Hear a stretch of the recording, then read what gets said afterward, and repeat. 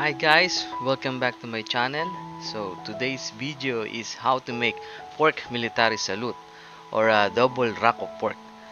So tulad lang din ng dati, ang kailangan po natin ay barrel pero yung buong barrel na po. So left and right po yung gagamitin natin para sa pork military salute. At tulad din po nung naunang video natin, titriman po natin siya, tatanggalan ng belly at lilinisan ng buto.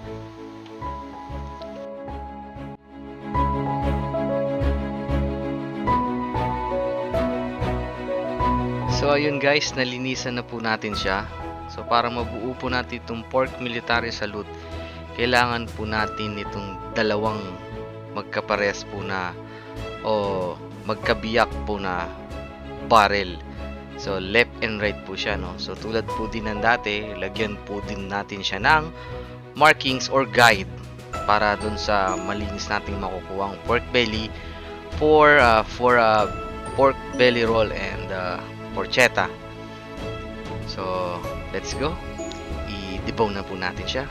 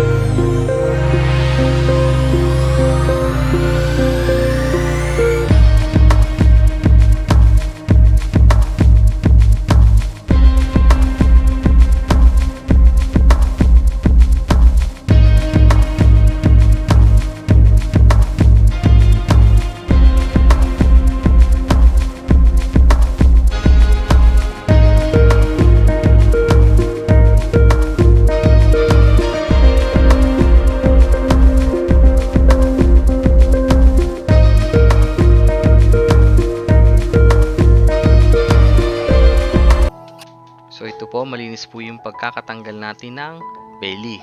Marami tayong pwedeng gawin dito. So itabi po natin siya. Ito po yung tenderloin ng pork. So meron din po ang baka nito. So sa hindi po nakakaalam, ang tenderloin po ang pinakamalambot sa parte ng baboy at baka.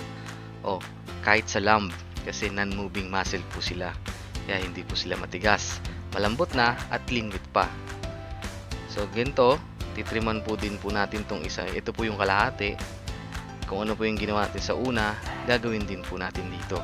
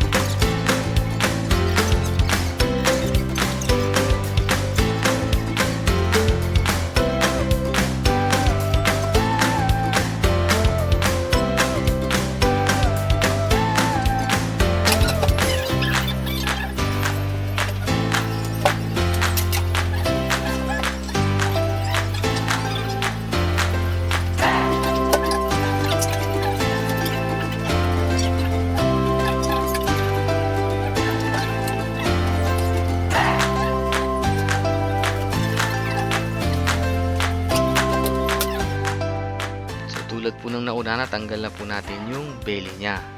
Marami tayong pwedeng paggamitan doon. Liempo, belly slice, grill cut, even pang samipsal po, pwede po siya. So, lilisin na lang po natin yung buto. Tanggalin po natin yung mga nakakapit pa o yung natitira. Ganun din po yung gagawin natin sa isang naunang hiniwa natin. At tabasin na po din natin yung pang pork chop.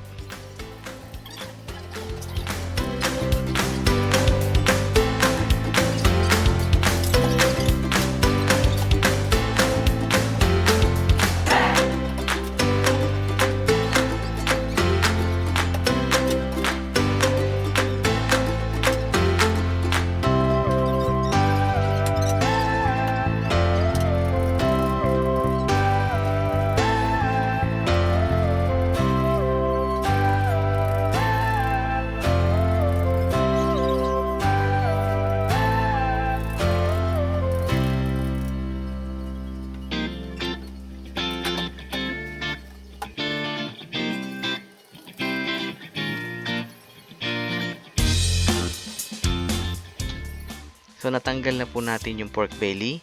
Nalinis na din po natin yung mga nakakapit pa sa buto.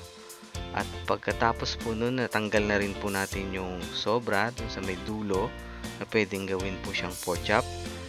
Tapos, pwede na po natin siya sigurong tanggalan ng balat. So, dalawa po silang tatanggalan natin ng balat. Tulad lang po ng ginawa natin sa crown roast. So, this time, tatanggalan po natin siya ng buto.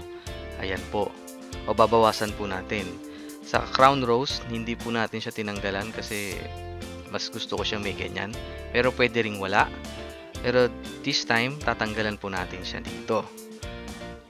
Parehas po sila.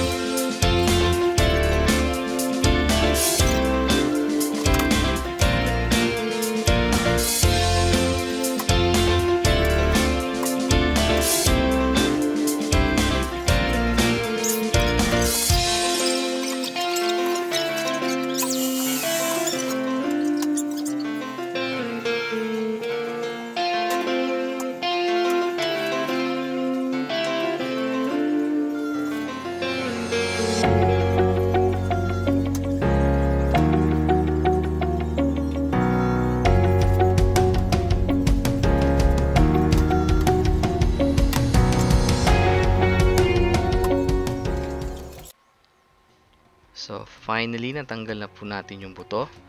Medyo matagal lang po siya ng konti.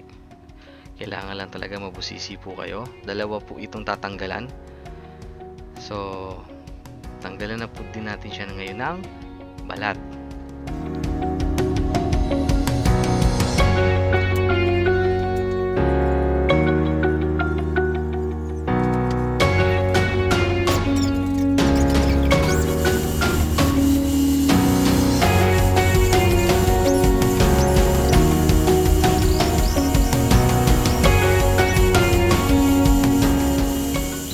Pwede rin po itong gawing crown roast na tulad po nung unang ginawa natin.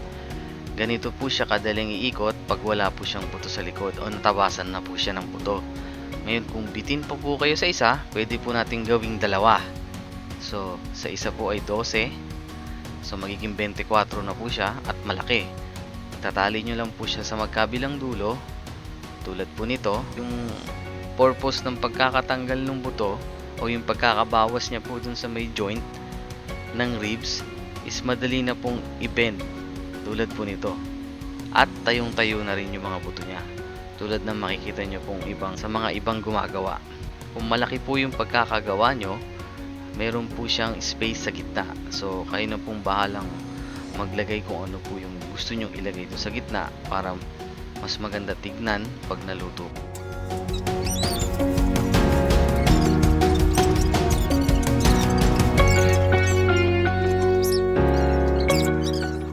So ganito po ang magiging itsura niya pagka tinali na po natin siya. Ayan. So pantay po ang buto niya kasi iisang baril lang po ito, kaliwat kanan. So katulad din po ito ng pagtatali ng belly roll. So let's go. Itali na po natin siya.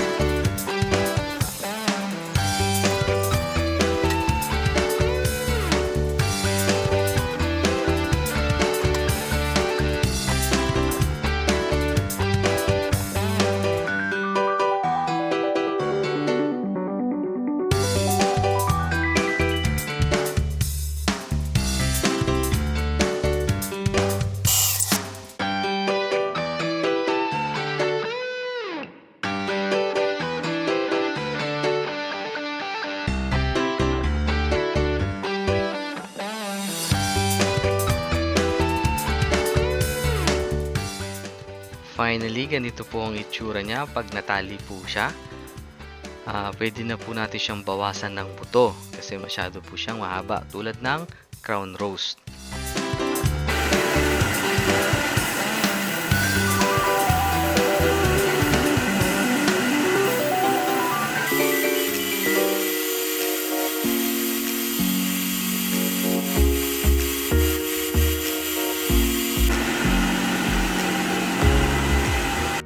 Ganito po ang magiging itsura kapag tapos na po siyang itali at bawasan ng buto. So ito po ang fork military salute. So pwede po siyang bawasan pa ng buto kung gusto nyo pong iksian pa. So kung mapapansin nyo po dito, tinali ko po siya ng per ribs. Kasi po ito na rin po yung magiging guide niya pag hiniwa kapag luto na po siya. So ganun po siya kasimple. Isang pork barrel ang magagawa sa isang pork military salute.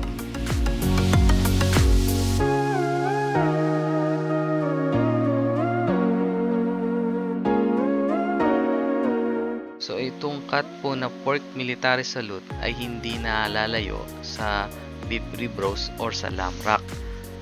O kung kukunin po sa belly, pwede pong tawaging belly rack.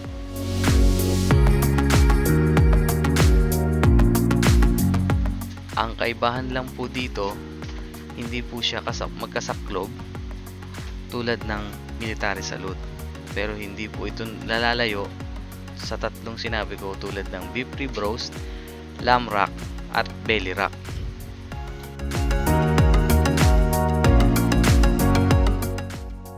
So guys, thank you for being here today. At kung nagustuhan nyo po ang video ito, huwag nyo pong kalimutan mag-like, share, at mag-subscribe.